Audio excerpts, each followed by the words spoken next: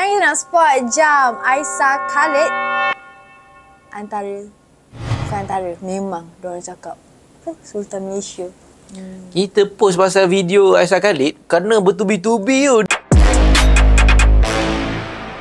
Dengan orang-orang dibenci dan dicaci. Negara jiran. Bukan dicaci Aisyah Khalid, dicacinya kita. Collect. Okay, jom bos tengok jam yang pertama daripada Aisyah Khalid. Wow, Wes. Ini adalah Hue Blue. Ini adalah Hue Blue Classic Fusion Titanium Blue. Retail dalam RM55,000 sahaja. So, korang kalau nak shopping ataupun jual handbag dan juga Rolex, DM kita sekarang. Bye.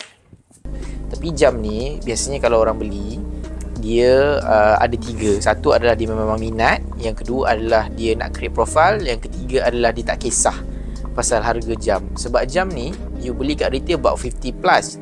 Tapi if you jual balik, maksudnya you keluar je receipt, dia boleh terus jadi 25. Okay bos, cuba bos tengok jam yang kedua daripada Aisyah Khalid. Uish. Ini jam idaman aku ni. Ini adalah Hue Blue Big Bang Titanium White. Big Bang Titanium White. Yang saya pernah pakai hari tu lah. Ingat tak yang Ferrari tu? Yang kita jual dekat Dato' Romli tu kan? Ni lah. Big Bang.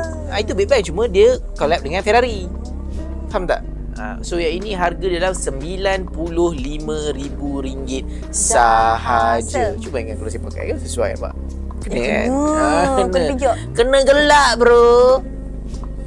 Kedua-dua pasang jam tangan milik Aisyah Khalid, harga dia dekat RM150,000 sahaja.